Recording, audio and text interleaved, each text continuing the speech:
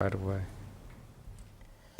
Typical section view showing the new structure. The new structure is a cast-in-place concrete structure. It's precast, post-tension, I should say. The old structure was a steel structure that required painting from time to time. During construction, we're going to be providing a minimum of 4-foot shoulders for pedestrians and bicycles, as well as some signing that's going to allow bicycles within the construction area, requiring the sharing of the road concept.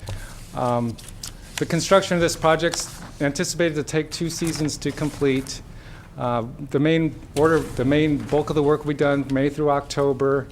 And during that time frame, you're going to see 24-hour one-way traffic control. There'll be signals placed at either end of the bridge, allowing automobiles, bicycles to utilize the structure one way at a time. Motorists during high peak periods will be expected to 15-minute delays, less than maybe down to 5 minutes during non-work hours. We're replacing the south side first, completely tearing down half of the bridge, and that's why we're utilizing the other half for traffic during construction.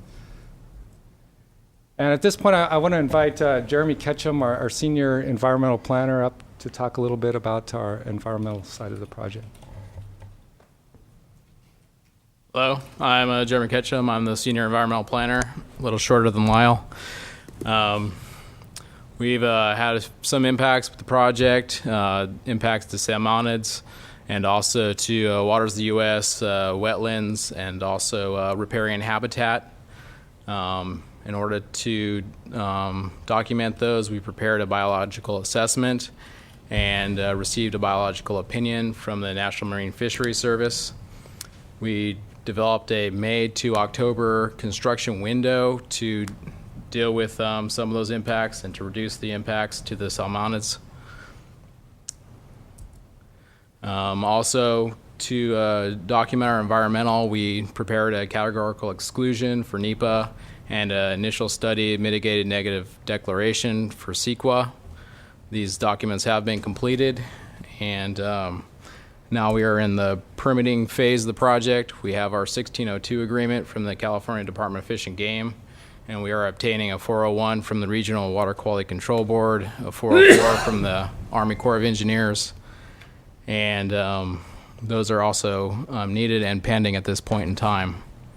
Total cost for the project is $11.7 million, and we hope to have those permits and the specifications and plans done by February of next year, 2009, and then approve the construction contract by June of 2009.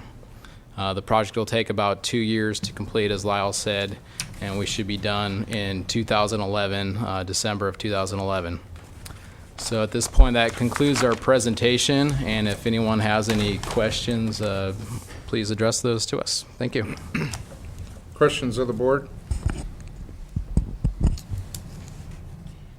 I have a couple comments. Number one, the bridge is almost a separate issue, as I see it, from the relinquishment of this roadway. Is that correct? It has to be replaced?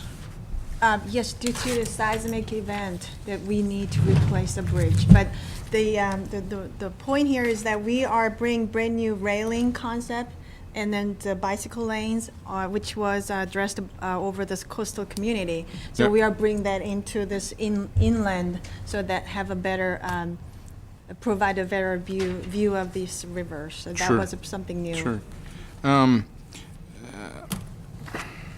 Jeez, just went blank. Supervisor Delbert. I appreciate the bridge design, and I think you've incorporated the bike lane, which is a critical part for safety issues. The railing, it looks very good. I appreciate that. Thank you. As far as the other part of it, I'm not quite interested in going there yet, but I think from the bridge standpoint, I'm looking forward to that project. Supervisor Pinches. Your timing may be a little bit wrong on this. There was just a recent 25, I'll read this article, it was in the local Ukiah Daily Journal paper. This was the news on October 19th, 1983. State told to keep highway. The proposal by Caltrans to delete Talmadge Road from from the state highway system and give responsibility to Ukiah and Mendocino County for the battered and heavily traveled street received a firm no thanks from the local officials. And it quoted our senator at that time, Barry Keene, by saying, "The county of Mendocino is unable to provide funds to maintain their existing facilities, let alone assume responsibility for a state highway."